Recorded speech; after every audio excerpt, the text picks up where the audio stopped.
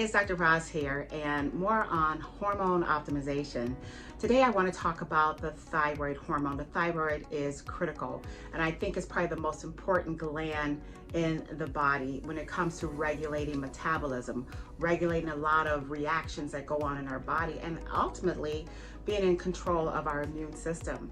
The thyroid gland is a small little butterfly gland at the base of our neck, and sometimes you can visually see from a person if they have thyroid disease. You can have a goiter with their thyroid. There's clinical signs on the face that may suggest thyroid disorders like absence of the lateral side of the eyebrow. Sometimes we may not be able to identify that in our female patients as we put little, extra fillers on our eyebrows, but it's a clinical sign of the absence or the decrease or suboptimal levels of thyroid hormone. When it comes to optimizing thyroid hormone, I'm going to get in a little bit of that because I think it's so important to understand what the thyroid does for you. But I want to start by saying some of the symptoms that patients may have and not associated with it being a thyroid disorder. One of those is cold intolerance. If you're constantly cold, your hands and your feet, you're always cold.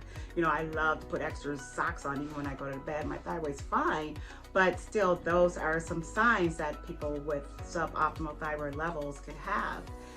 Heat intolerance can also be one.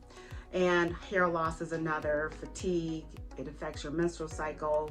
And so many different things. And so it's very, very important that the thyroid is optimized.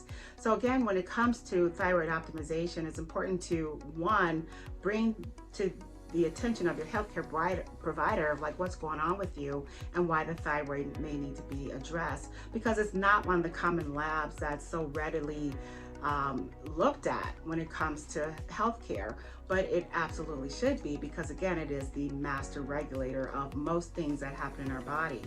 And again, I'm going to share a little bit more in detail about that. But when it comes to optimizing the thyroid, there's a such thing as a normal range when it comes to measuring any lab.